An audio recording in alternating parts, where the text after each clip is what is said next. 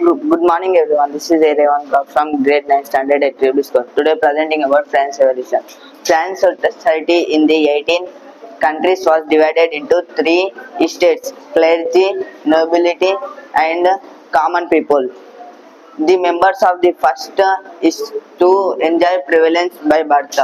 Peasants made up of about 90% of the population. However, only a small number of them owned the land they cultivated. About 60% of the land was owned by nobles and church, which they are leased to presents of greater share in the production.